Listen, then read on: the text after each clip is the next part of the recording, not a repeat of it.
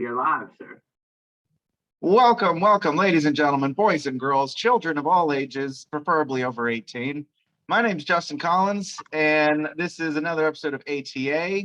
As usual, I got my partner in crime here with me, the 2019 third place winner of the Jake Paul lookalike contest, my buddy, Mr. Chad's Case. What's up, everybody? Got another fun episode of Across the Aisle for you tonight. Tonight, we are going to be covering all things involving the pandemic. I feel like panic is at an all-time high, even since the beginning right now. It's all we're talking about. We've got new mask mandates coming down the pike, except for us in Florida. Thanks, Ron DeSantis. Let's see what else. We're going to touch on some more Olympic Games stories and stuff. We're going to talk Andrew Cuomo and the sexual harassment allegations that have now seem to have legs behind them. And quite frankly, my most exciting topic for me tonight, Chaz has told me that he is much happier with Joe Biden right now as president than he ever was with Donald Trump as president. And I am just dying to find out why that is. All right, well, let's kick it off right there then. So I think many people will not be surprised to hear that Donald Trump's personality was abrasive to many Americans and many people around the world, that he seems to have a way about him that rubs people the wrong way. And I don't fault anybody for disliking him for that reason, but I don't think it's good enough to just say that I don't like his personality. He says things that make me cringe a little bit, or he's a little uncouth, right? So what is that a word? Uncouth? Yeah, I'll take it. Okay, I think you get my point here. But sure. Certain things that he did as president that I think hurt the presidency, hurt our country, because he did these things. It probably set precedents that other people will follow in the future that are detrimental to our governmental system. The one that is probably the greatest that's ever been created in the history of the world. First and foremost being that he violated the emoluments clause, in my opinion, on the very first day of office by not divesting all of his business interests, by holding on to his hotels in almost every sense of the word. Except legally. Well, I mean, what did he do? He gave them to his children?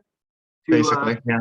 Okay, so I don't know how he wasn't benefiting financially from his presidency the entire time in office. If nothing else, it gave the perception of a man who could be bribed by other countries who were looking to gain favor with the president of the United States. I think we may have talked about this at some point, but if you were somebody from another country who wanted Trump's support on something and you were going to Washington, D.C., you had a couple of options, right? You could stay at the Marriott or you could stay at the Trump Hotel.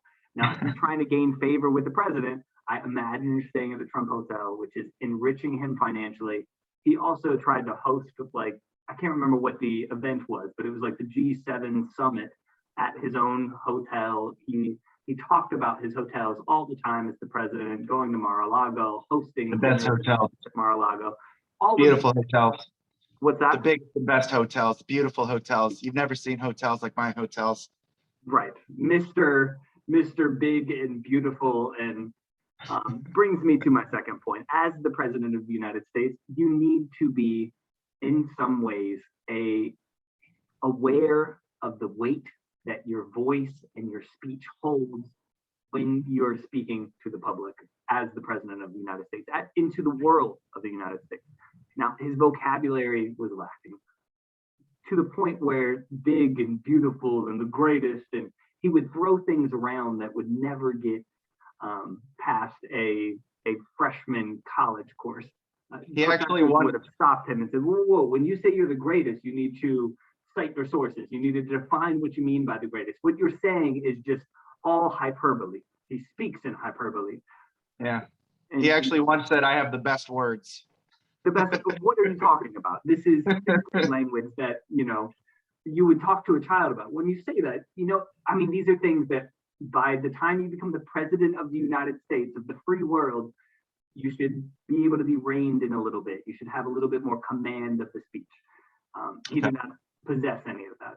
Now, that doesn't give me a reason for Joe Biden.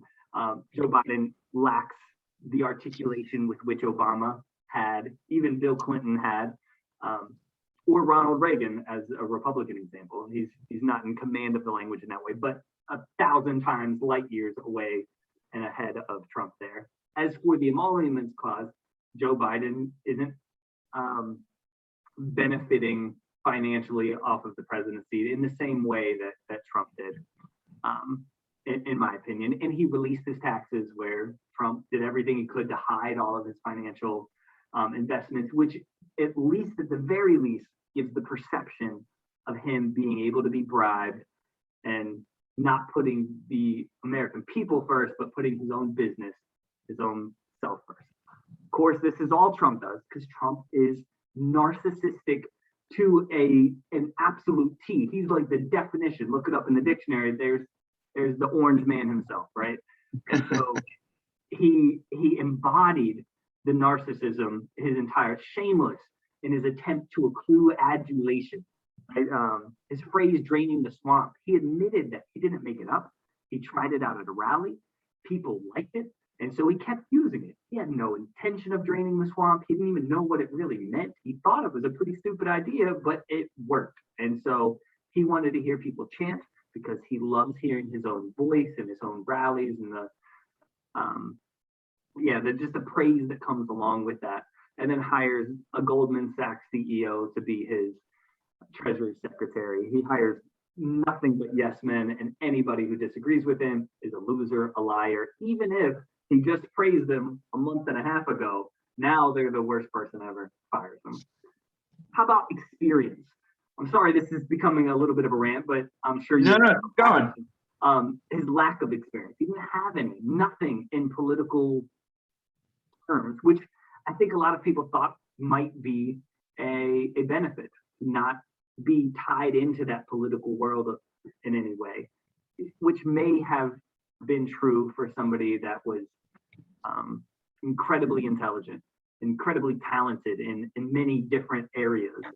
Trump didn't have any of those talents. He was a marketing, if we want to call him a genius with anything, he was an incredible marketer of himself, a promoter. He's the Don King of promoting yourself, right? Instead of promoting boxers, Donald Trump was his own Don King.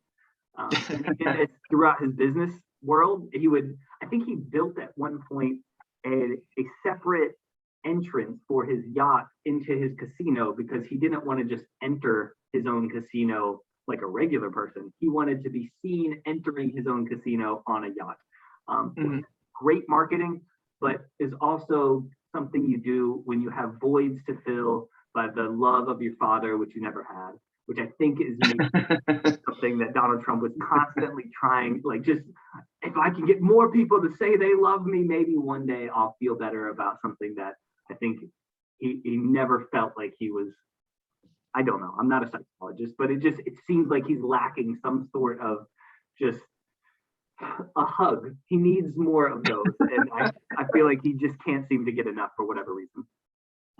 Nepotism is a problem, and we shouldn't have that because we're not a monarchy. But he hired his children and spouses to work in the highest levels of government on the most incredibly difficult problems like healthcare in Israel with zero experience. And then we get to policies. Then all of that, and then I disagree with so many of his policies. His transgender military ban, which Biden overturned. His cutting of the taxes for the wealthy, which Biden is trying to overturn. He cared so little about the climate, which Biden is trying to bring us back in the Paris Agreement and use the infrastructure deal to address some of those climate change needs. He weakened our alliances against Europe.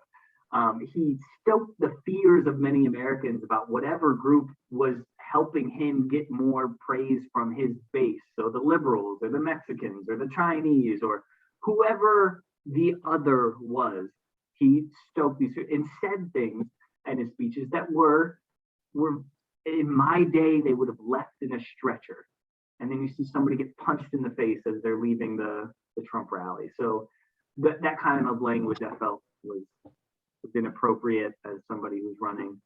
And finally, I just think that he was, and thank you for letting me go on as long, he was a strong man. And I just abhor anybody who thinks that he or she is the only person who can save us, the only person who can solve the problem.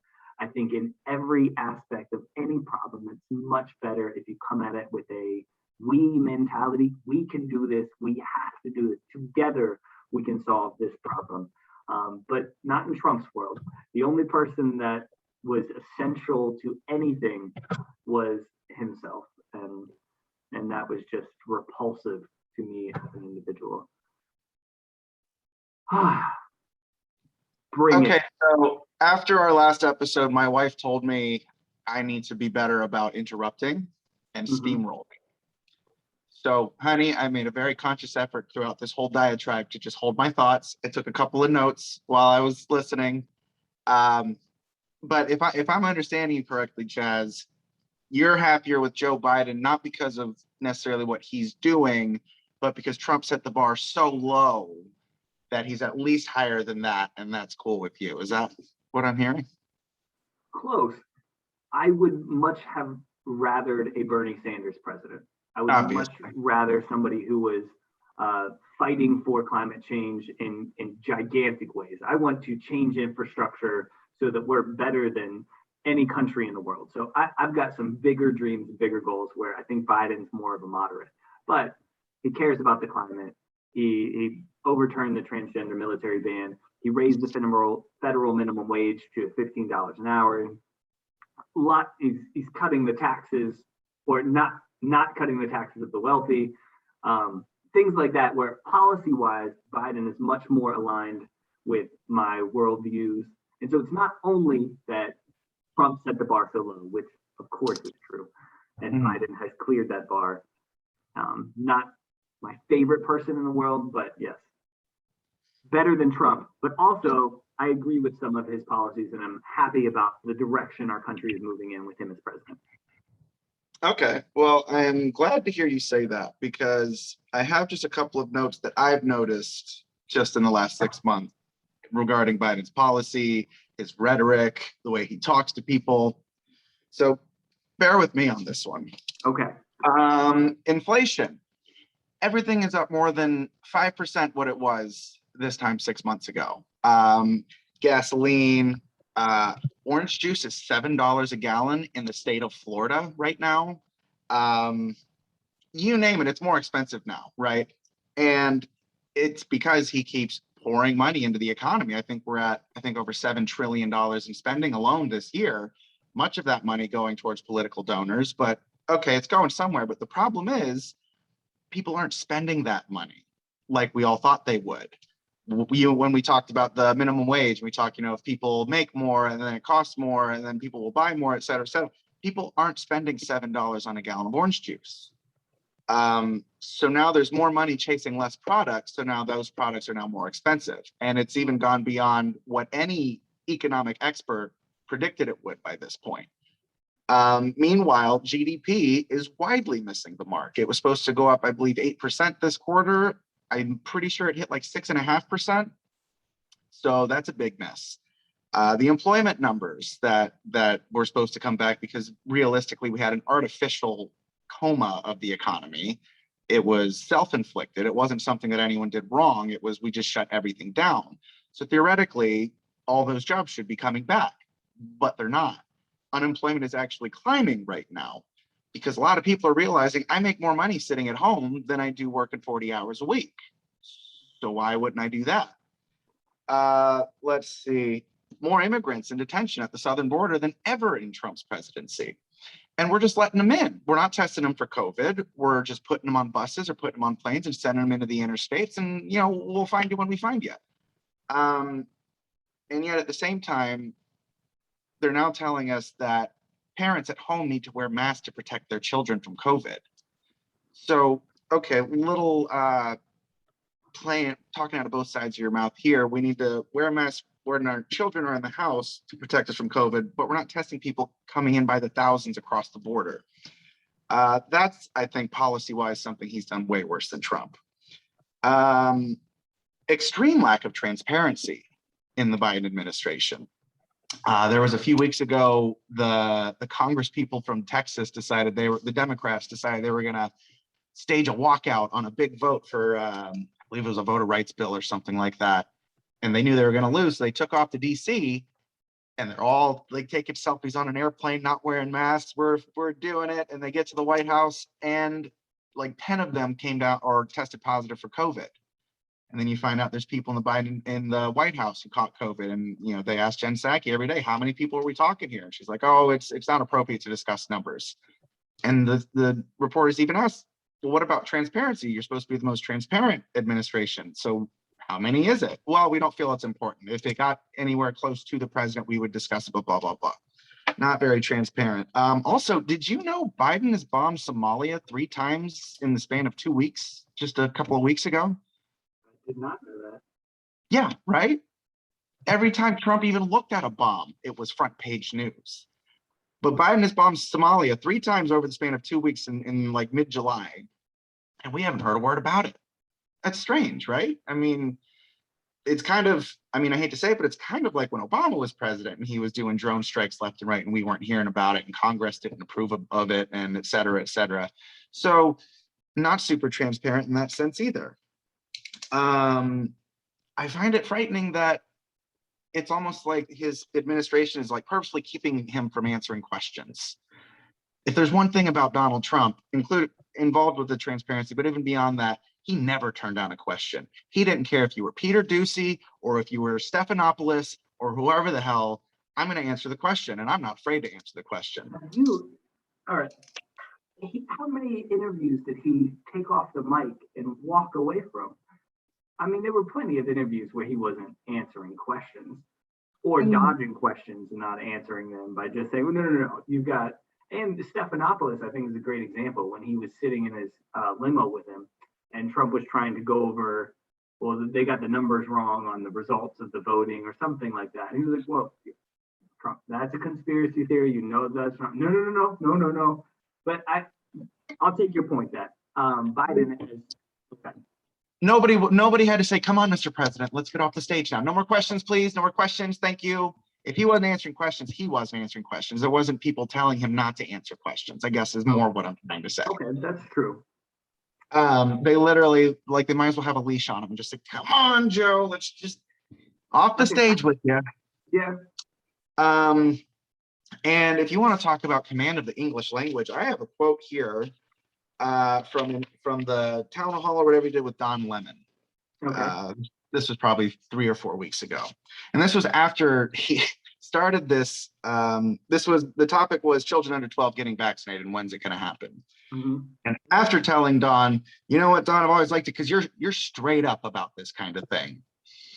Never mind, Don Lemon's a black guy, but either way, straight up about this kind of thing, Don Lemon. So he says, and I quote, the question is whether or not we should be in a position where you are, why can't the experts say, we know that this virus is in fact, it's going to be, or excuse me, we know why all the drugs approved are not temporarily approved, but permanently approved. That's underway too. I expect that to occur quickly. Now, Chaz, my friend, what did I just say?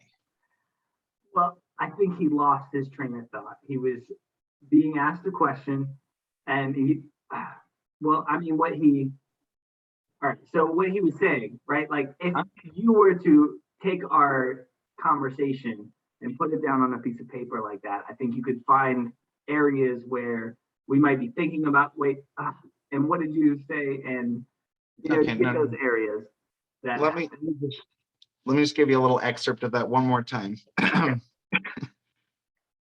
The question is whether or not we should be in a position where you are. Why can't the experts say we know that this virus is in fact it's going to be, or excuse me, we know why all the drugs approved are not temporarily approved.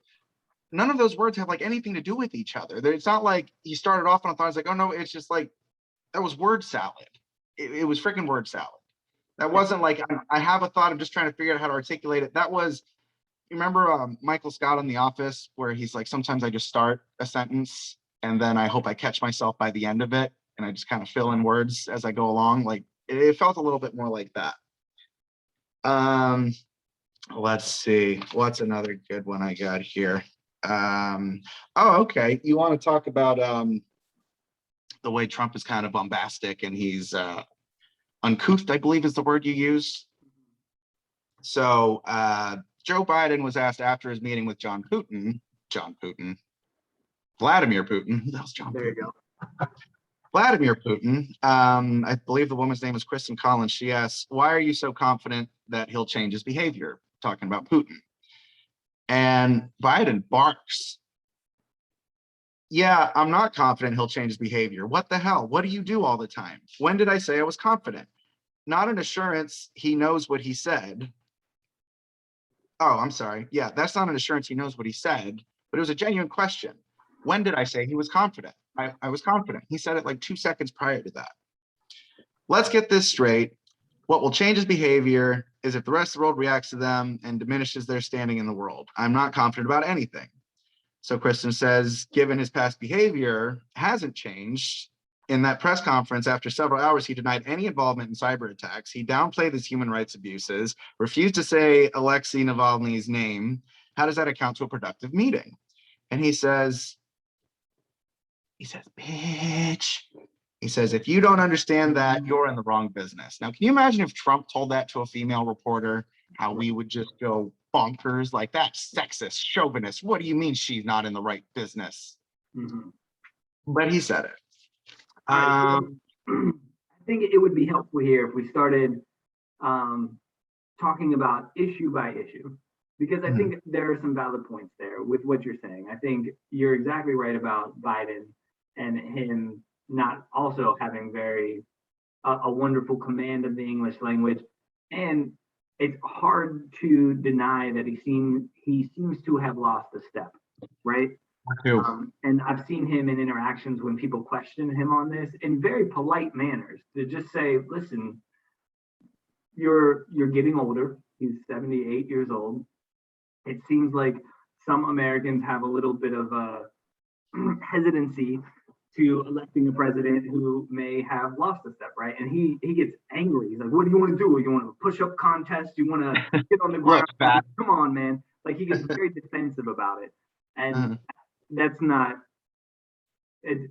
how you would want him to react. You would want him to kind of explain, listen, I understand that sometimes it takes me a little longer, but the experience that I have, and I surround myself with people who are brilliant, and I listen to these people, and even though it might take me a second, I misspeak every once in a while, I promise that I'm still within my wits to be able to run the country, right? Like, that's how you would want him to respond to it.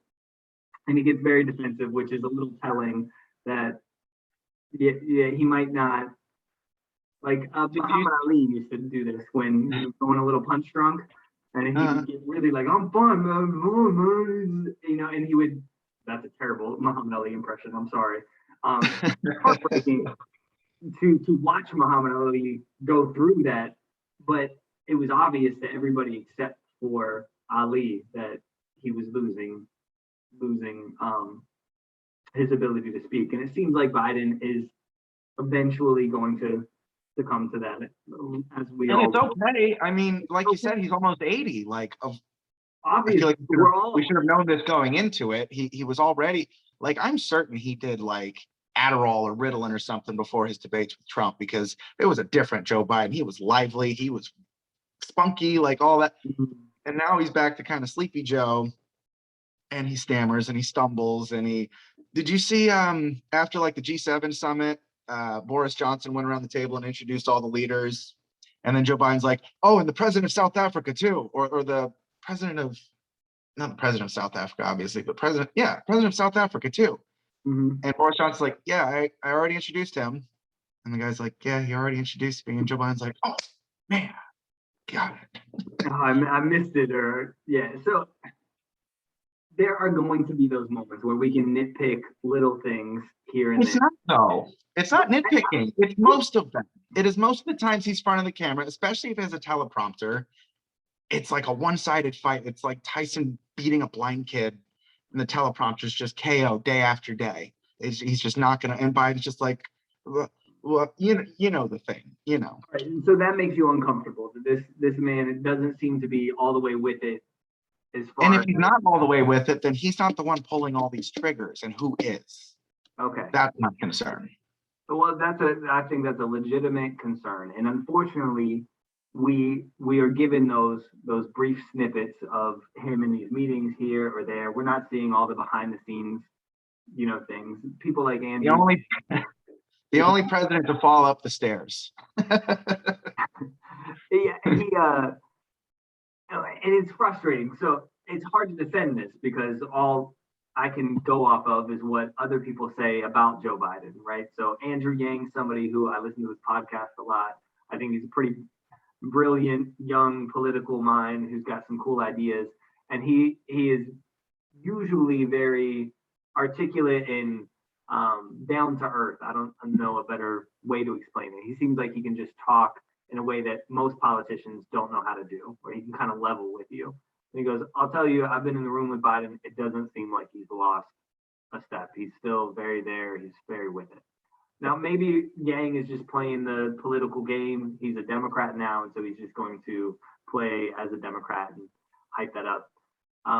The doctors, of course, Trump's doctor said he was totally fine and 100% cool, and who knows. So it's hard for me to defend that without actually being a doctor evaluating Joe Biden.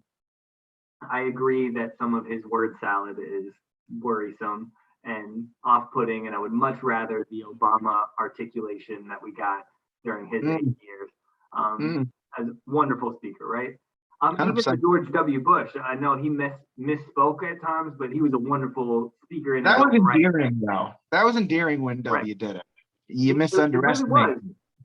Even when he speaks now, when they say that they used to make fun of Americans want a president they could have a beer with.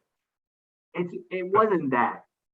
George W. Bush has a way of connecting with you that he's a real person and he understands your concerns, and in a way that just makes him seem real as a human being, that he's not glossing over things. And Obama had trouble with that sometimes with the marijuana thing, and where he felt like he was talking over you.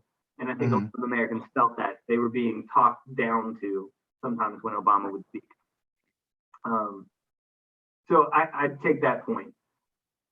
One of your other concerns was the immigration and allowing too many people into the country who were not checking them for COVID. We're allowing these people to be in there. And he has raised the number of refugees in the country from 15,000, where Trump had it, up to 62,000. Now, Germany allowed over 1 million refugees. And of course, they're closer to some of these countries who are in these wars and have refugees. And so maybe that's the reason, because these people are right next door, and where are they going to go? But I wish our country would do more of that too. I don't know why we pride ourselves on being this light at the top of the hill, the bring me your tired, bring me your poor, your huddled masses yearning to be free. And we cap it at 62,000. I think we should be the place where, if Mexico is not going to take care of their people, then we should bring in people from Mexico.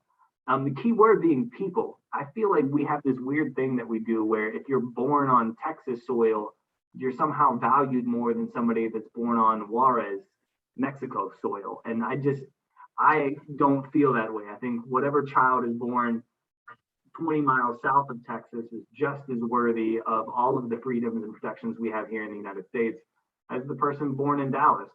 And we should do a much better job. Although I'll admit it's very difficult. We should bring as many of them over as possible and expand our influence of being democratic and having these freedoms and treating our women in the right way and treating people of all creeds the right way. I think that's what sometimes we pride ourselves on that, and then we don't always uphold that standard.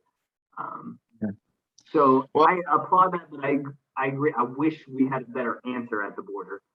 Letting people in and not testing them seems silly. And so that in and of itself isn't necessarily my issue.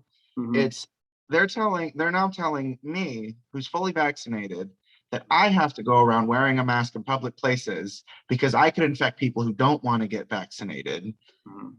And then meanwhile, we're letting illegal immigrants through the border like roughshod. Like you gotta understand, these variants that we have right now did not come from here. We had the Brazil variant, the Delta variant comes from India. So we can't do a whole lot of doing away with the virus as we say we wish to do when we're not checking anybody coming in through the front door. And then what bothers me is 100% on board with checking people as they come in. right. But what bothers me is that while the southern border is roughshod and it's just come on through, we're turning Cubans away.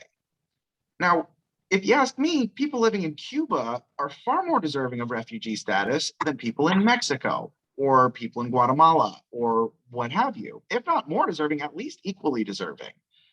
And yet we are taking a completely different stance with that. We are saying, turn around, you cannot come here.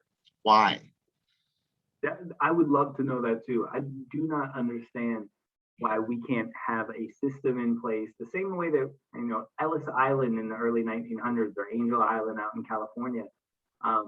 We were the beacon of hope for the world, that if you could make it to America, all of your dreams could come true, or at least you'd have the opportunity to make those dreams come true. I would like us to figure out how to do that at better. I have no idea why we would turn somebody away from Cuba who's trying to escape a regime that has kept their country in many ways destitute for, what is it, 60 years now, maybe more than that. Yeah. I don't understand that. If we want to promote democracy and promote the freedom that we pride ourselves on, then we should be welcoming these people in. Now, the problem would be is that you get people, so many people from a certain country who don't share our values, and they're able to elect somebody into our government who's able to start changing the policies so that we don't have the values that we uphold. And so I think that's a real fear, especially in some of the European countries where they have such an influx of a population that doesn't believe that women should be allowed to be outside with somebody, a male relative. Like, that's a problem, and that's a real fight that we have to be aware of and have to think about. But if there was a way to bring people in and make sure that they at least uphold some of the non-negotiables, like, you can come in, you have differences of ideas and opinions and all this stuff, but we have to believe that women are equal to men as far as their rights, and they're able to be outside without a male relative. Like, that's so it's a concern, but I wish we had a better policy on how to handle it. And I think Trump's idea was to lock everything down and it's only us against the world. Biden seems to have the rhetoric of, we're all in this together, but also I don't know what to do about the people at the and that's frustrating. And we need to come up with a better policy on how we're going to bring people in without, like you said, if we're not even checking them. I hear other countries do this though. Like, you get off the plane and you need to show proof that you don't have COVID, that you've been vaccinated. You get off in Chicago and they're just like, I hope you're good. Have fun. We could do better. So something a little more recent that just happened that I found, I think, probably the most concerning thing thus far in the Biden presidency. He decided he's going to try to extend the CDC recommended eviction moratorium. So basically telling landlords you can't evict people for not paying rent because it's a national emergency or what have you. The Supreme Court deemed this unconstitutional. Everyone knows it's unconstitutional. Everyone knows, in fact, Joe Biden said publicly he knows it's probably not constitutional, but he figures if he pushes the litigation forward anyways, he'll at least buy a couple months because that's going to take a while to suss out. So knowing it is unconstitutional, he's just going to do it anyways because, why not? YOLO. All right, so here's the situation. We have millions of Americans who can't afford to pay their rent. They've been given this blow to no fault of their own. They were a server at a restaurant and they got let go, and then the restaurant never was able to reopen. Millions of people in situations very similar to that, right? People who own the restaurant and the restaurant closes down, things like that. how do we help those people so that they're not homeless? Because then we'll create another problem. So we can evict these people, great, but then they can't get another house, and they'll never be able to. Like, what do we do once they're evicted? And then we just have more homeless on our streets. At this point in the pandemic, who can't work? Well, people who are sick with COVID can't work. And okay.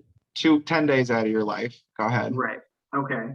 Hopefully 10 days. I mean, we've got over permanent. 4 million people in the world have died, 200. Yeah. So, but okay. So hopefully 10 days, you're out, you're back to work. That's fine. Are there enough places hiring? And I don't know. I should know this, but dude, I have had a wanted ad on Indeed for going on 2 months now. You're in the restaurant business. I am desperate for employees. If you're watching this show and you know how to cook, come see me. So you're thinking that the problem is that we're allowing people, it's like we're allowing them to stay home. We're allowing them to collect unemployment checks and welfare checks and food stamps and things of that nature, to the point where it's more beneficial for them to stay at home than to go find a job. And I'm sure that's part. Yeah, I'm sure that's part of the problem. I also think, so at least for me, the restaurant industry was always basically considered recession proof. Like, at the end of the day, everybody needs to eat, right? But this was the very first time where we were kneecapped. There was nothing we could do. We had to shut down, just pure and simple, shut down. And there are a lot of people, living check to check in this industry. I mean, working your way up, it's not super rewarding in the beginning, unless you're a server. Servers surprisingly make actually really great money for the work that you're doing. For the work that you're doing, it's pretty damn great money. I've got line cooks sweating balls for 8 hours straight, working paycheck to paycheck, and then servers work 3 days that week and like, well, rent's paid, and it's just like, okay. Okay, that's true. At certain restaurants, so I worked at Olive Garden for 2 years, and I'd make about $50 at the lunch shift and about $100 at the night shift. And it was, as far as jobs go, it was always shorter shifts. I never really worked 8 hours. I'd come in at 4:30, you leave at like 10 o'clock. So, a 6-hour shift or so is better than 8 hours. You are on your feet, you're working like crazy. But I always looked at the people washing dishes and the people who were on the line cooks, and my hat was off to them. I could not have done their job. Like you said, they are sweating, they are putting it, and it's hourly. And so they don't get to schmooze up to the guest, and then the guest leaves them a 25 because they're, and you make that 20 in an hour. But it was, I mean, when we're talking good money, I don't know if it's, nobody's becoming rich off of being a server. Right. Well, that's not true either. I know people, and I mean, definitely the more like upper scale restaurant servers pull on like 6 figures a year. Now that's probably a very small percentage of the people working in the service industry. Right. But anyway, that's not really what I was trying to get at. But I think for the first time, people kind of looked at it like, maybe this isn't secure enough at the end of the day. I mean, especially for people in the kitchen, going 6 weeks without a paycheck is detrimental. Now that person can't go 6 weeks without a paycheck, has a kid in daycare, which is crazy expensive. My daycare is like $280 a week. So I mean, that's a whole mortgage payment for some people. And we get to now they're about to be evicted. No fault of their own. So what is the president supposed to do here? Well, see, you just said the point I was going to get at was mortgage payments. What happens to the person paying those mortgage payments on those houses when they're not collecting rent on them? What are they to do? So my solution, if I was the king of the world here, would be to extend the loan for the amount of months and then put whatever they put on it on the back end. And so you just kind of pause for a little bit, and then they get their money eventually. Yeah, I've heard that, and that sounds like a good idea. I don't know anyone who's actually executed that in practice, But that is a good idea. But since that's not what's happening, see, and I understand, we're there's a solving lot the of cases. problem by creating another one. I think Right. I understand everyone hates landlords. Landlords are the worst. But at the end of the day, it's not the government that's housing people. It's the friggin' landlords. It's the people who own the houses that people are living in. Yeah. So if you're telling me they don't have to pay me so that I can pay the mortgage on this house in which they're living, then how do I pay the mortgage on this house in which they're living? Right. So they're going to get evicted one way or the other if you look at it that way. If the house gets foreclosed on, you certainly can't rent there anymore now, can you? Right. So what's your solution? Oh, I don't have a solution. I have no earthly idea what the solution is, but all I'm saying is for the president to go on national TV and say, I know this is unconstitutional, but I'm going to do it anyways. Damn the landlord. I mean, can you imagine if Trump did that?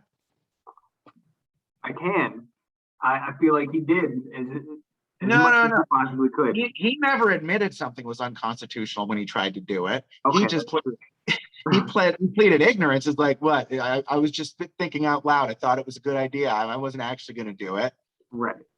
But this doddering old fool straight up says, I'm actually not sure how good the constitutionality is on this, but you know what? I'm going to do it anyways. But let the courts decide, right? Which is kind of our whole system. Right. But if the idea is fight it out, and even if it gets shot down, I'm still going to buy a couple months. You're still going against the Constitution. It's so what is the tired phrase that people use that you just beg for forgiveness rather than ask for permission? Yeah. He's kind of in that situation where he's like, well, I could find out whether it's constitutional before I do this, but at that point, people are evicted and people are homeless, or I can act right now as the president. I mean, that's a really tough position to be in and make that decision. So if you were president right now, you would say these people have to be evicted right now. But the thing is, it's not the president's call one way or the other. That's not up to the president. So, but I mean, you have that power. He has the power to put this into place. And I mean, even if it doesn't work out in the long run, he has these 3 months. So you have that decision to make. You can keep these people in their homes for 3 months. Maybe it's constitutional, maybe it's not, but you can make that a reality. If you can find an excuse to break the Constitution, lay back on my principles, and I'm going to abide by what I think is right, which is cool, but you know that the consequences are going to be that for those 3 months, people are going to be homeless and evicted. And Biden's got that choice to make. He's got to say, can I bend the rules a little bit to save these people, or do I stick by what the rules probably are and allow these people to be homeless? It's an awful slippery slope there, Chaz. You're right, which is, I think, many of the decisions. Once you start making excuses for straight up breaking the Constitution, it's game over.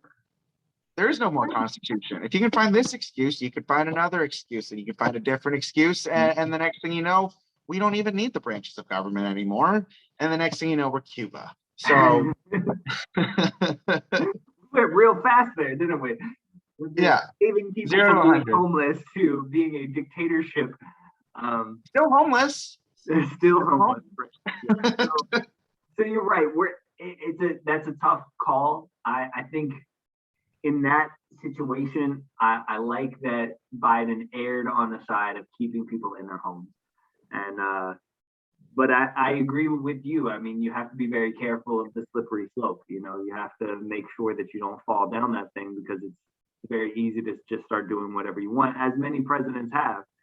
Right. Congress is supposed to declare war, but no person has declared war since like World War II, or no Congress has declared war. So, but we've obviously been in wars since then, and you end up giving the president. The Iraqi war wasn't approved by Congress? What's that? The war in Iraq wasn't approved by Congress? I don't think so. No. That can't be true. That can't be true. I'm pretty sure that George W. Bush sent troops into Iraq, and then Congress approves the money that goes to the soldiers, because how are you going to not approve the money going to the soldiers that are already in Iraq? But I don't think they ever declared war on Iraq.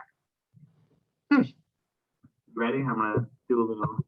You could be right. Oh, do you got like a Jamie thing going on you could do? I'm trying. Yeah, let me see if I can get it. Come on, Jamie.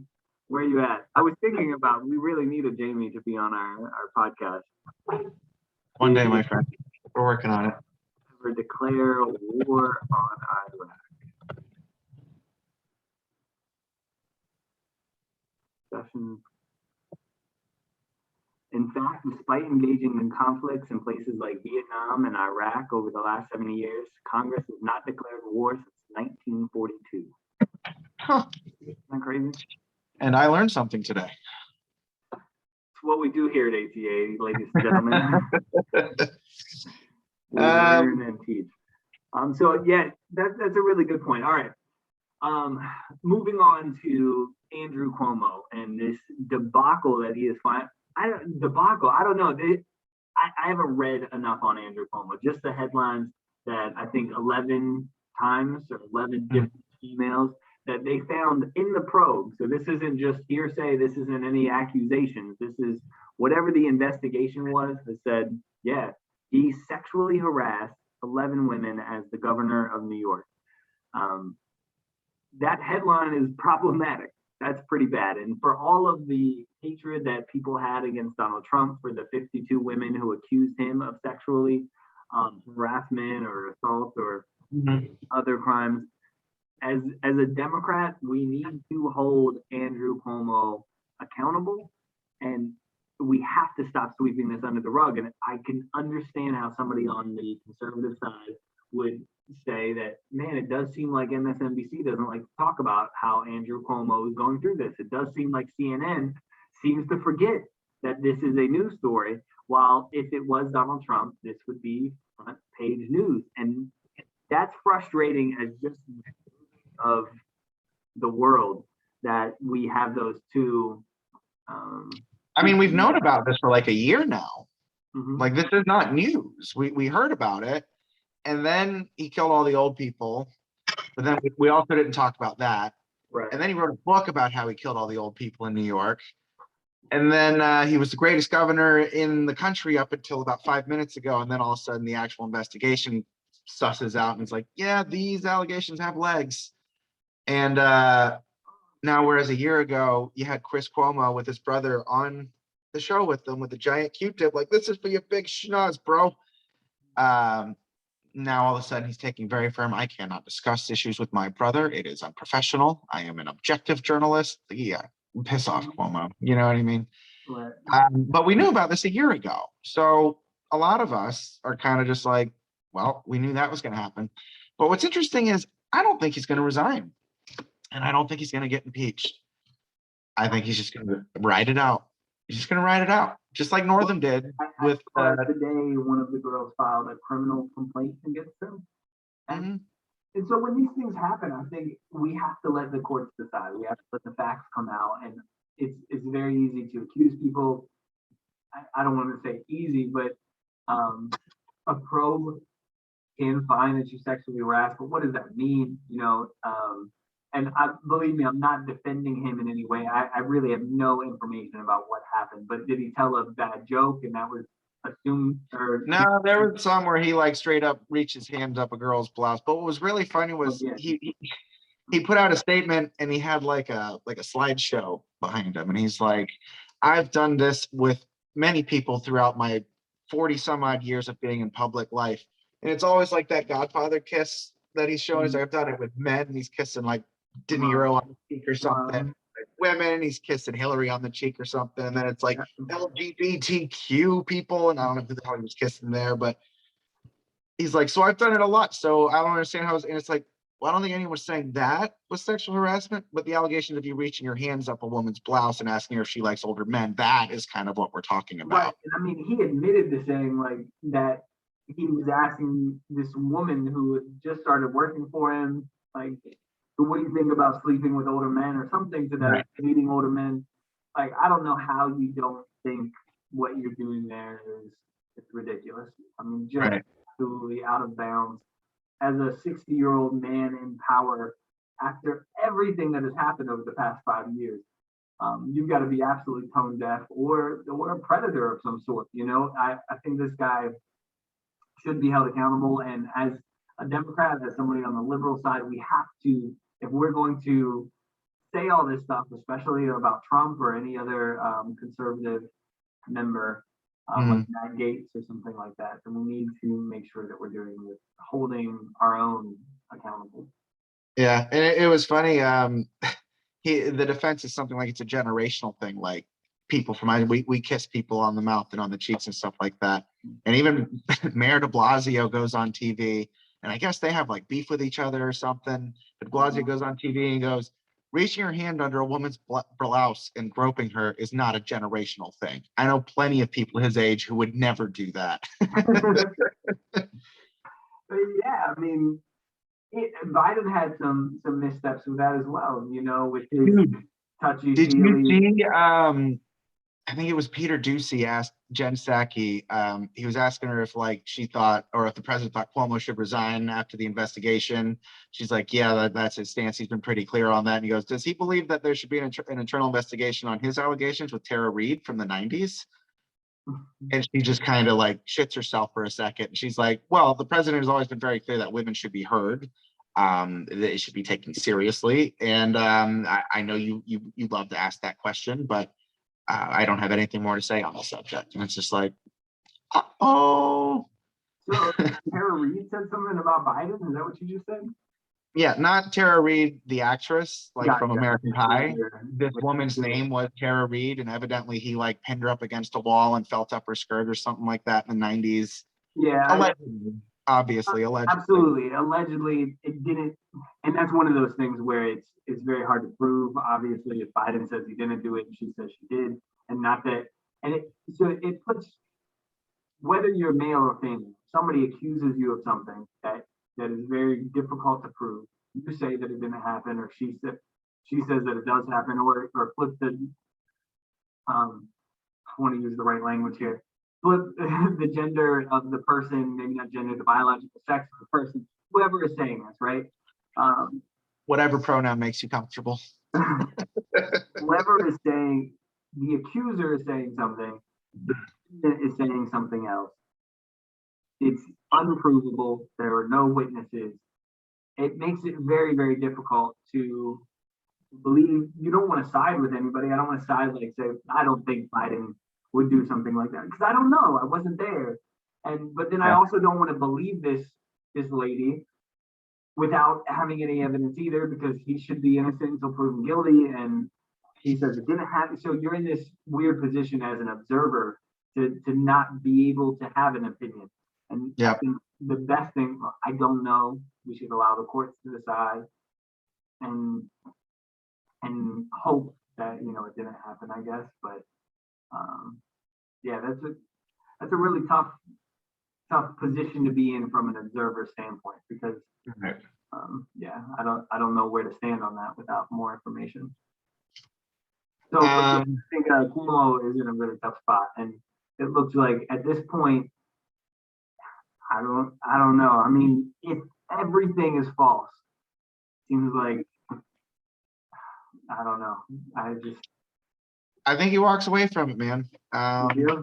I think Ralph Northam showed us if you just kind of hunker down and just wait long enough, people just forget, and then you're still. Trump has showed us this too. Trump is just Trump lost an election. No. Well, he did lose the election. You're right. You're right about that. But I don't think Trump could have done anything where he would have ever admitted fault and stepped down.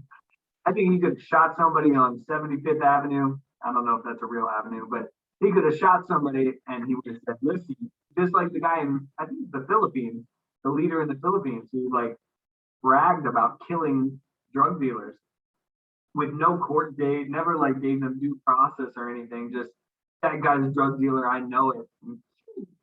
He admitted to murdering somebody. That was okay with people in the Philippines. I could have gotten that wrong, but I'm pretty sure that's what he said. See, dude, I feel like you almost romanticized Trump a little too much. I remember you were concerned he was going to hunker down in the White House and say, I'm not going anywhere, and we were going to have, and that never happened. Full to January 6th. That was like the one where everybody around him was like, oh no. Here we go with January 6th. People died. I don't know why this is not more of a concern. Like, so conservatives are usually the ones who uphold the imagery, the sanctity, the capital, all Yeah. of the American. And a lot of those people got arrested, and a lot of those people were sentenced to lengthy terms. So, well, what's the issue? Right? Like, this is what should have happened to those people who rioted and spray Mm-hmm. painted and all of that stuff. Mm-hmm. Okay, well then I'm right there with you. Meanwhile, we were setting up bail funds for the Black Lives Matter rioters. Kamala Wow. Harris herself said, "Donate to this location, and we'll get those people out of jail." So spare me Yeah, if and you we've don't had mind. that discussion. And you're right. I think we have to uphold the laws, and you can't be violently, once I didn't see you're any Republicans saying. kind of take away the wind from your sails. I didn't see any Republicans saying donate to this fund to get the January 6th rioters out of jail. That's all I'm saying. Okay. But they didn't vote to do the investigation, right? The nonpartisan investigation. They stayed out of that. Nonpartisan, but it's pretty partisan. And you know why they're doing it? They're doing it because 2024 is fastly approaching, and they have nothing else to go on. They've got nothing. What's the biggest accomplishment? What's the biggest accomplishment we're at so far, realistically? Well, the stimulus package and hopefully soon to be the infrastructure deal that seems to be bipartisan. He's going to get a huge the infrastructure deal that has Republican votes.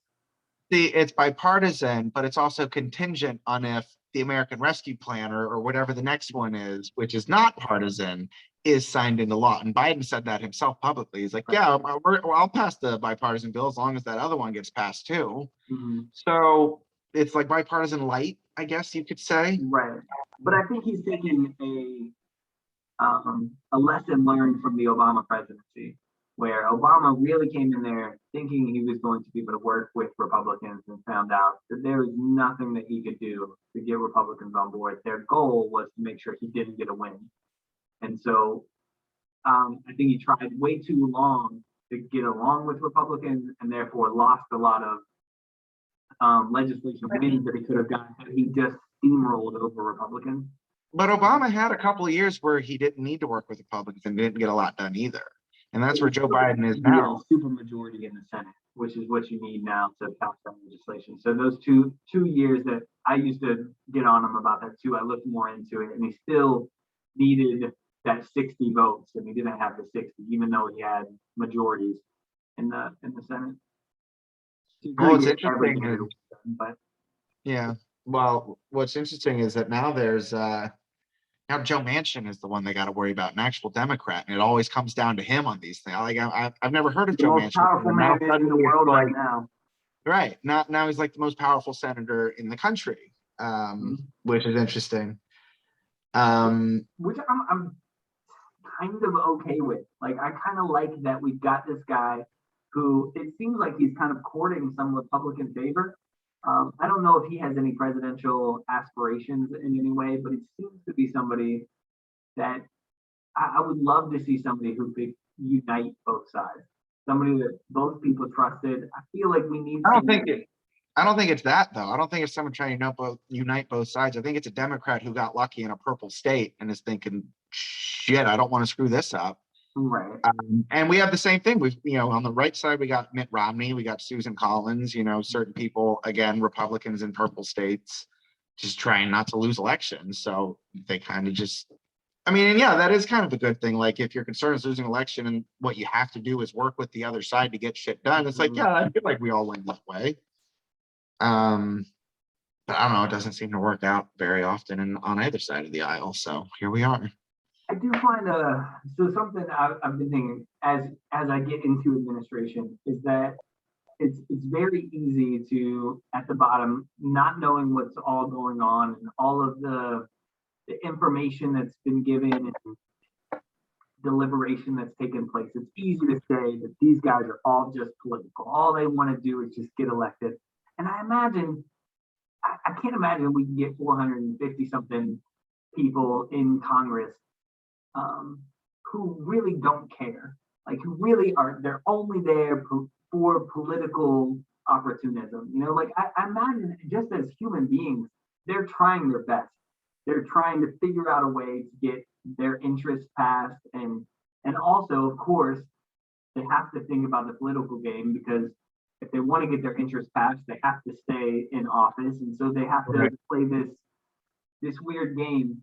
But it is funny to me how many people just abhor government when government is just people that we elected, that we, that hopefully are people who are, I don't know, talented enough and smart enough to kind of figure out all of these crazy problems that I would not want the pleasure of. I bet if we had term limits, that wouldn't be as much of a problem. When you've got your McConnells and your Pelosi's and your Schumers who've been in office for 4 decades. I like that much better. I would much rather us have certain limits. I'm not saying 4 years. I'm not saying 4 years either. Like, it should probably be like 10 or 15 years, I would say. So that you can get used to being in there. So it's not constantly new blood, freshmen, coming in. Yeah, because it takes time to get shit. But 40 years, 45 years or whatever? No, you've done enough. Step aside. Unless your record is just stellar and like you've passed major legislation. Right? Like, it just seems like, could somebody else not do what you have done? Right. Can you not train people? Can you not be part of it Right. in some way where you're not the actual person making the decision? Right. I wonder if we would say that in other jobs though, like say a principal of a school. Could there be term limits on the principal of a school? Been in there too long and he's got all these really important decisions to make, and he's going to just keep running the school the same way, or the head of a restaurant, or I don't know. That's totally different. Private business is different. Yeah, no, I don't think, but I get what you're saying. But I think with elected officials, I think it's more important for term limits because I don't know, at a certain point, I mean, what's Nancy Pelosi's net worth? She's like a multi-millionaire as a congressperson. Like that, something seems wrong with that to me. And now I know a lot of her money comes from her husband's stock exchange, blah blah blah. But does it? You know what I mean? Well, I'm right there with you. It drives me nuts that almost every person in Congress has no idea what it's like to be a server at Olive Garden. Right. And these are the people fixing our problems. To private schools, and not all of them, but I think that's what's so refreshing about somebody like Alexandria Ocasio-Cortez is that she is somebody who seems like it understands what it's like to be a regular person. Or with George W. Bush, even though, I mean, this guy came from a billionaire family with a president for a father, he was able to connect with people in that kind of way that he understood. Well, yeah, you could feel in W's soul that he didn't want to be here any more than you wanted him to be here, but his dad made him do it. I just want to go back to the basement and paint and play with baseball cards, and I'm forced to be up here, and I won. Like, you couldn't have written that stupid, right? This guy who and once he quits, he's like, I'm done. I'm never doing it again. And himself pictures portraits of himself in the bathtub. You're like, he's a great artist, though. I don't know if you've seen his work. I don't think he was when he started. He's gotten so much better, and it's just really impressive. And I've seen some of his latest interviews about how he goes after Trump when he feels like he needs to, and he wants to bring the country together. His latest, and I don't know, not anthology, but it's a book of portraits of Americans and people from. Yeah, I don't care about any of that. I just liked watching him fight the poncho. I don't know if you ever saw the plastic poncho and he couldn't pay out. He's just sitting here, he looks all grumpy. Oh, W. I like with Michelle Obama on the sidelines. People are like, hey man, we're at a serious event. You need to calm down. This is not somewhere that you're allowed to snapping your fingers as he's dancing. Yeah, he seems just like a fun guy. Either way, but all right. Yeah. We've been talking for a little while. I feel like we kind of ended up just conversing. Yeah, so I was trying to find the segue and I just kept missing it. We were talking about New York and Cuomo, and I just wanted to touch real quick on de Blasio's proposal for vaccine passports for the city of New York. If you want to go into an indoor restaurant, you need to show that you're vaccinated. If you want to go to the grocery store, do this or that, you need to show that you're vaccinated. A lot of people are calling it akin to Nazi Germany, which I think is a stretch. I saw one, I believe the mayor of Boston, it was a Black woman, just came out and said it was akin to slavery, having to show your papers. And I think that's a bit of a stretch too, but I will say this, and this is a hot take, I do believe vaccine passports are racist. Ask me why. Hey, Justin, why do you think vaccine passports are racist? Chaz, I'm so glad you asked. So in the city of New York, approximately only 31% of Black people are vaccinated. So you're basically saying 7 out of 10 Black people can't go to indoor restaurants, can't go into the grocery store, can't do this, can't do that, can't do the other without showing their papers. And now, if it's racist, sorry, continue. No, it's okay. Now, if it's racist to assume that a Black person can't get an ID to vote, then just do the transitive property. I don't see how this is not racist. Well, the vaccine is free, right? But I take your point that the vaccine, I mean, when you're talking to an African American, period, you can't not talk about the history of racism in the medical, and the medical community. I don't know what the word is for it, the dialogue, Sure. the history of medicine, The experiments, et cetera, et cetera. Racist. Yeah, if you look up how we figured out how to help women after giving birth, so that they wouldn't get infections and wouldn't suffer from that. I mean, the history of it was the guy like kept impregnating these women of color and then trying out new methods, and they would keep getting infected until he found out it was some sort of like silver thread that was antibacterial and allowed him to sew them up in a way that allowed them.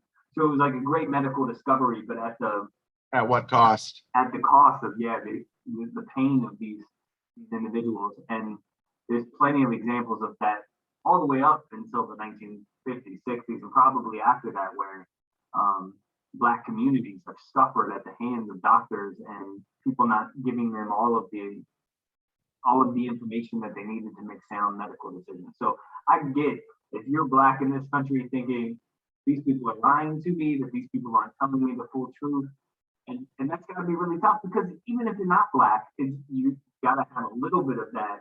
Like, are these people telling me the truth? We've got a long history of the American government not always being 100% honest with the American public. I guess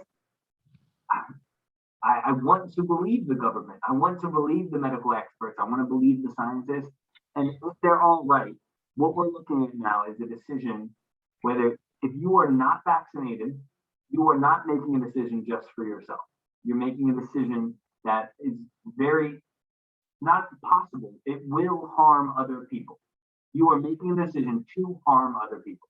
And if you're getting vaccinated, you're making the opposite decision from what they are saying.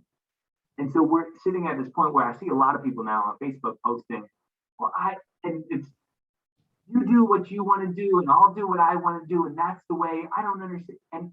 But I think they're missing that point, that you're not making a decision for you, you're making a decision for other people. And this Delta variant, it's possible that it could have not been another pandemic had more people been vaccinated. Had we gotten to this place where, we had that herd immunity where it's something over 90% of the people that are in the hospital dying are unvaccinated.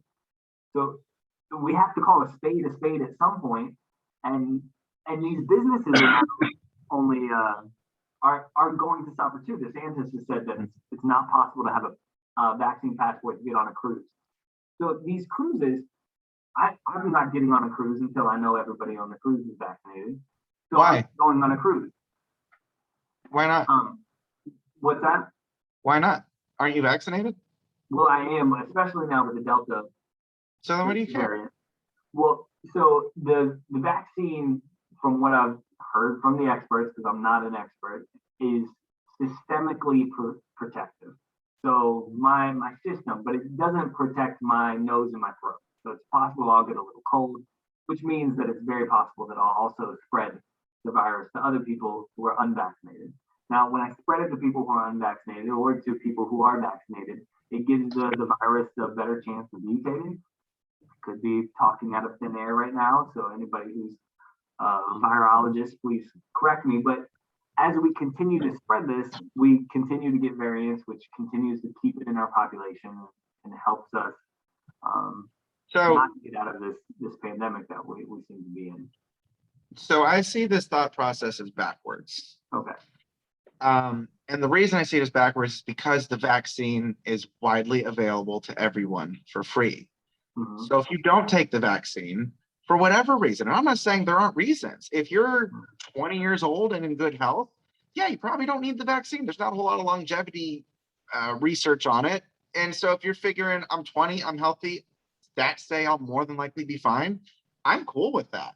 If you're older and you decide you're not going to get, like I argued with someone on Facebook the other day who said a man refused to take the vaccine and got COVID and he killed his wife because she also didn't get the vaccine because she was listening to him. And I'm like, well, that sounds like her fault, not his fault.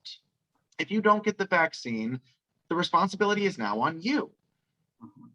It's widely available to everybody and it's free. That is all the government should have had to have done. And now the rest is up to us. If you're not going to take it, you take the precautions. You make the risk analysis and decide what's best for you. And anyone else who's uninfected who gets it makes those same decisions. But me being vaccinated, I don't care. You just said I might get a little bit of cold symptoms. Would you skip a cruise because you might get a cold? No. Okay, all right. So that's a really good point. Now, what if by never reaching herd immunity because of this population of people who don't want to get the vaccine, we end up with a variant that is more contagious, more deadly? Now, why to science fiction that it's not possible that, we're at Delta right now and maybe we get to whatever the other Greek letters are. Yeah. That could harm us even more. I don't see how we're not getting to herd immunity if more people are catching it. At this point, you have two options. You catch it or you get vaccinated, and then you might catch it, but you're almost definitely going to be fine. Uh-huh. Those are the options. Like, I feel like from the very beginning, and I've always questioned every time I see Fauci or whomever say this one week, say that the next week, say the opposite the week after, double down on the first thing they said the week after that. I'm sitting like, none of this makes sense. It seems so just full of shit. But I realized recently that the goal, it should have been, we need to learn to live with the virus. This virus is not going anywhere. These new variants that have been coming, they're not being created here. They're coming from other places, and now they're here. There's no possible way we could stop it, so we have to learn to live with it. That's where the vaccine comes into play. Or catching it naturally, which more and more research is being done showing that antibodies tend to have a pretty good half-life at the very least. So if you catch it, you're probably as immune as someone who gets vaccinated. So we got to be close to herd immunity, realistically. Okay. But instead of the goal being we need to live with it, I feel like at least what's being presented, the goal is we need to eliminate COVID. Right. That's even what Biden said, like in his campaign. He said, I'm going to not cancel COVID, but I'm going to something the virus. I'm going to shut down the virus, I believe is what he said. I'm not going to shut down the economy. I'm going to shut down the virus. That's a goal with no end. There's no end to that goal. Like, you're never going to reach it. So now every time they say, hey, vaccinated people, you know how we told you didn't need to wear a mask? Well, you need to go back to wearing masks because you could potentially get the virus, which was always understood as far as I'm concerned. There was like a 93 to 95% chance you wouldn't, but there was always the chance you would. And then you even see Fauci come out and he quotes a study that the viral load is the same in someone who's vaccinated as someone who's not.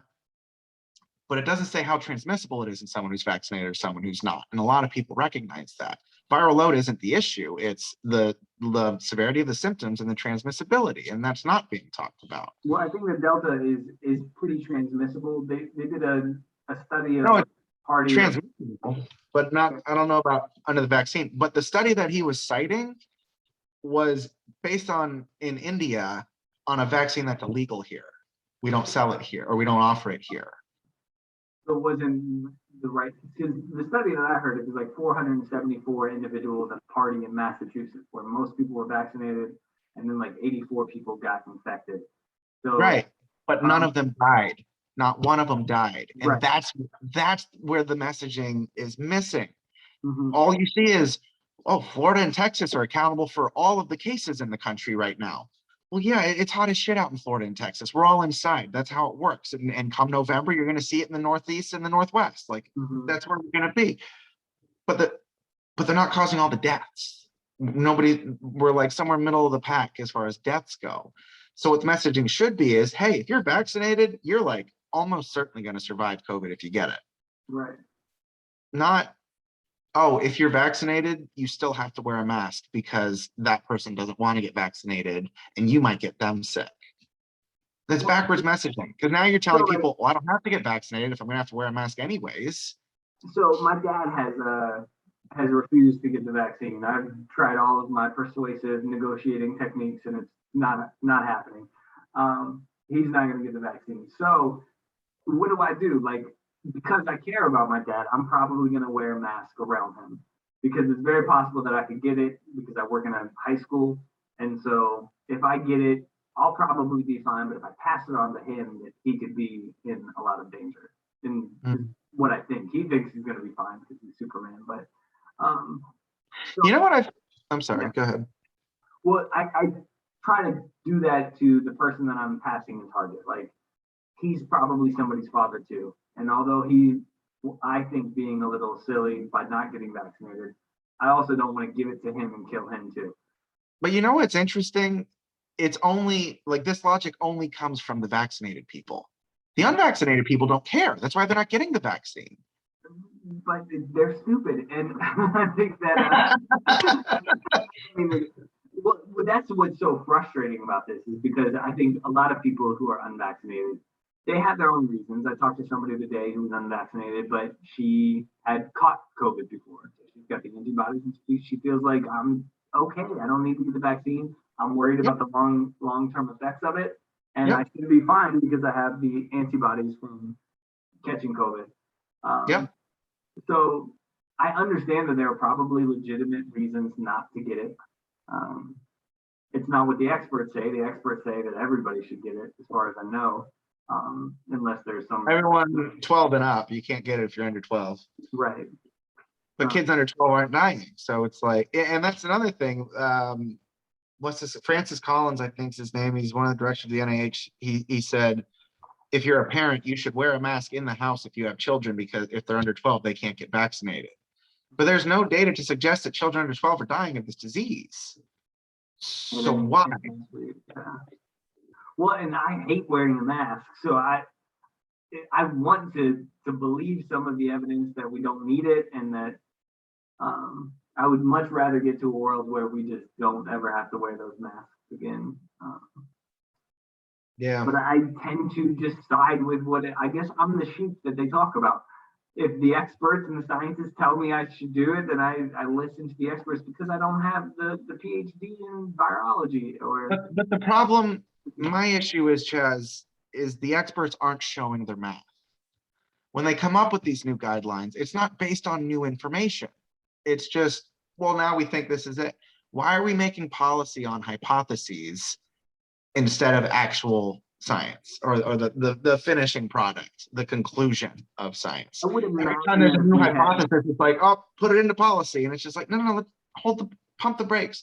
Sweden from the very beginning was like, look, if you're old and sick, stay home. If you're young, go about your business.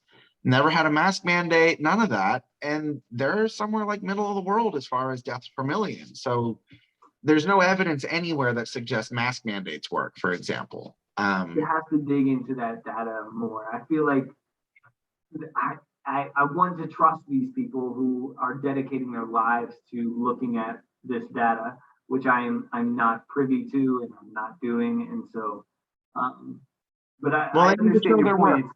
What's that? They need to show their work. That's all I'm saying. I'll listen to you, but you have to. I've got to do a little more work and show you why they're saying these things. Because without that kind of information, it makes it very difficult to. Right. What is this data based on? Right. What happened that now you think this?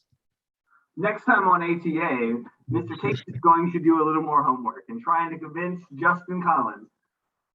Yeah, so I think you're right. I think, and we don't always have time. I think there's a lot of people who I just don't have time to do this kind of homework. This is it's a huge issue and it's complex and complicated, and so it's tough. But I appreciate us being able to have this kind of conversation where we at least kind of find out and pinpoint where is that disagreement at, where could we agree on? If I had information that proved to you that we were going to kill people in Target if we didn't wear a mask, and here was the data and it was sound and proof, I imagine you would put on a mask when you go to Target because you don't want to inadvertently kill somebody's grandma.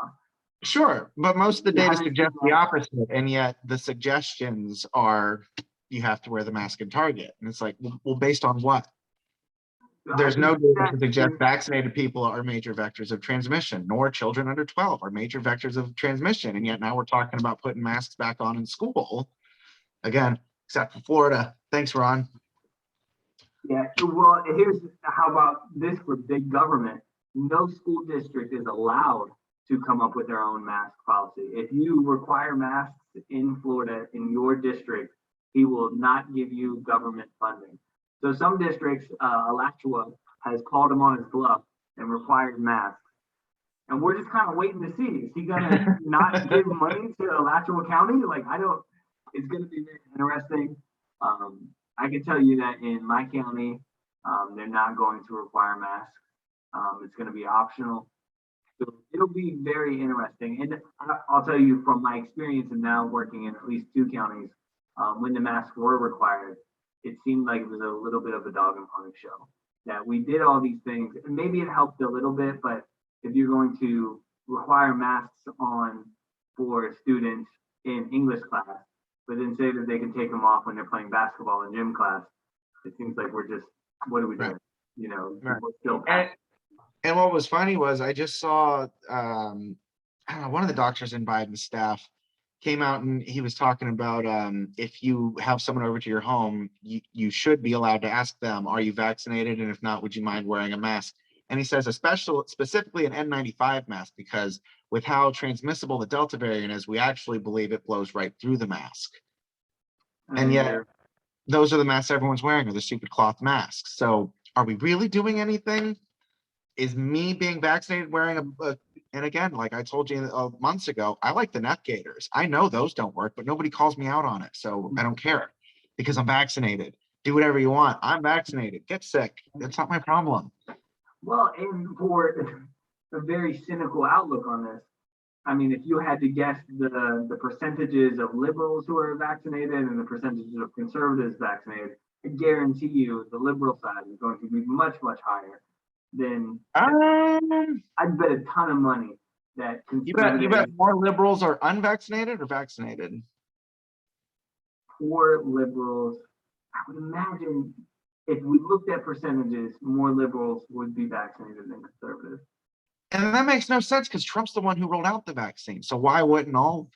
I mean, I know lots of conservatives who refuse to, and that's what's never made sense to me. Like, oh, it's like, but your savior is the one who put it out. Why wouldn't you trust? Like, that's not why I took it. Obviously, again, I took it so I didn't have to wear a mask at work. But even that's been taken away from me, and now I still have to wear a mask at work. And boys, let me tell you, we started again. We had to wear masks again today, and didn't have to. It was kind of like, he gave us the choice, but it seems like if we're going to ask people to listen to the experts, we should definitely be following that example. But it's frustrating.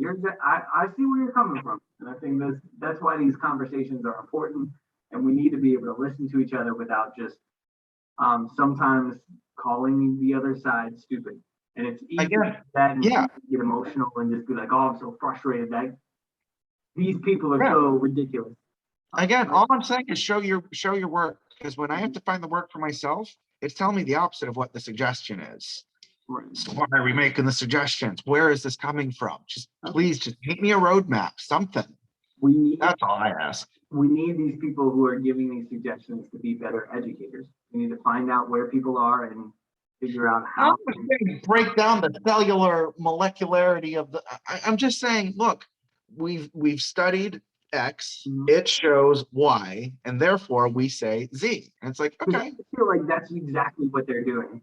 I feel like that's exactly the reason. No, that's not what they're doing. So they're obviously not doing a good enough job though, because and we have to at least acknowledge that, because if I get it, cool, I'm all on board, but there are still people who don't get it. It's very easy for, even as all teachers do this. Teachers go in there and I explained it to these people and they still got it wrong on the test. And it's frustrating as a teacher because you think I said everything that somebody needed to know to get it right. But as a teacher, you have to say, no. The problem isn't with them. It's I obviously didn't reach them. So, I mean, you could say the problem's with them, but that doesn't help them pass the test. Right. What teachers need to do is figure out what is it that you're not understanding that I'm not explaining well enough. And that's what our Fauci's need to do, is figure out what are they not explaining, how could they reach these people, and definitely not blame people for not being convinced yet. Figure out. So I guess a better way for me to explain is to use an example. The children needing to wear masks in schools. Mhm. We'll use that as an example because they could catch it and get sick and die. So I heard this on God knows what, but I found this. So the population of people in the United States 18 and under is 75 million people. Of those, 6,000 have died of COVID. 6,000 people out of 75 million. We're talking like 0.00 something or another percent. More children of that age group die of the flu every year, and we've never once worn a mask. So explain to me why the masks in this scenario in the schools, what is that helping exactly? My thought process would be that the kids get it and then they're able to pass it on and it continues to spread. There's not a lot of data to suggest kids even pass it though. Like even from the beginning, that was never something that was widely discussed. So There's not, I don't know. At one point there were 0 cases of transmission from child to adult. Like kids just kind of get it and then they get over it for the most part. And then don't And we pass have it. data to see that. Right. Well, that's something that I'll have to do more research on, and hopefully our next episode, not hopefully, but maybe I'll find out that you're exactly right and that these policies are a little ridiculous, or maybe I'll be able to find some data to show you about how kids can Yeah. use it. And I'll make sure I start looking on that, because I Yeah. think that's a legitimate concern. Well, I'm just saying if so the way I kind of, and I know I don't want to sound dramatic, but like to not have to wear a mask at work in a kitchen was just like I never appreciated just normal breathing before this. And then I had to do it for, I don't know, it felt like a year, but I know it was like only 8 months or so. And then it was like, okay, if you get vaccinated, you don't need it anymore. And I'm first friggin' in line. Like I can't wait. Yeah. And I think I made it, I don't know, 4 or 5 weeks without a mask. And then the policy came back into effect, and it's like it's literally like a freedom was taken away from me. Not the freedom to wear a mask or not, but just the freedom to just take my own risk. I did what I thought was right for myself. I got vaccinated. Let me breathe, man. That's all I'm asking. I think those are very good points, sir. I think I hear my baby getting up, so I think I'm gonna Okay, have to end it there. I just apologize. real quick before you cut out. Ron DeSantis, shots fired at Joe Biden. Have you seen this? I'm looking in my computer screen over here, and as it's scrolling the news, it says Ron DeSantis going after Joe Biden again or something like that. So what's Dude, I imagine hell of a back and forth. 2024. DeSantis is going to run for president. Yeah. He's trying to make sure that he contrasts himself from Biden, which politically I think is a smart move. And Make America Florida. That's all. is that what he's gonna? You said, well, good luck with that messaging. But yeah, I think he's definitely the front runner right now. I think you put Ron DeSantis on the stage. He doesn't say anything mean against Nikki Haley, who's going to run against him, and he shoots as the vice president. That's a pretty strong ticket to run against. And if Biden, I can't imagine Biden will run again at 80. You can't imagine. And if we choose Kamala Harris as our presumptive nominee, then we're going to have a really tough time winning that election. Dude, her approval ratings are so bad right now. She's not a good candidate, in my opinion. I think she's probably a wonderful person. I don't. You think she's a wonderful person? I don't know her. I don't know her personally. So just all I know is her disingenuous.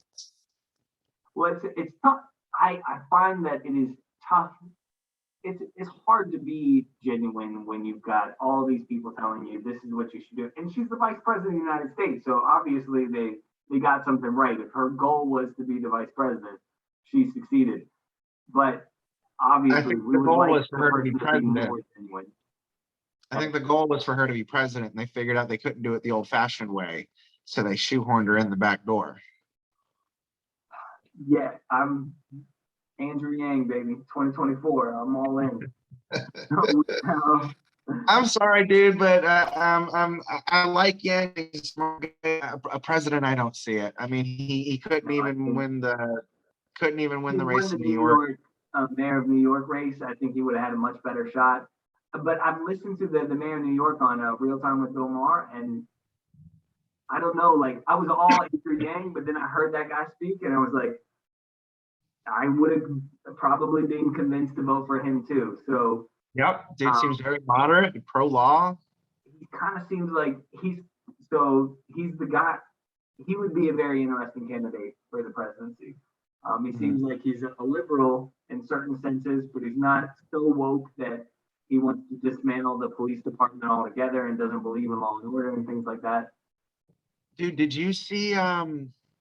I don't know where she was. This congresswoman in, I want to say, Arkansas. I can't remember. Maybe I'm getting my stories crossed, but there was just this congresswoman who was just on TV, African American, talking about we need to defund the police. Yeah, if I spent $200,000 on private security, that's fine because I have threats against my life. But the people need me to help them defund the police so that we can reallocate the money to social service, blah blah blahs. But like in the same breath, she says we need to defund the police, and I spend 200,000 taxpayer dollars a year on private security. On her own police, just everybody else's police. Right. Yeah. Yeah, that's a policy that I just can't. I'm all about rethinking how police offices are run. I'm all about more mental health training. I'm all about paying police officers more, giving them more time off. There's so many things that we could reform the police and improve. But the idea that we don't need people to help protect us, to help maintain law and order, seems like a very silly idea in my opinion. Agreed. Yeah.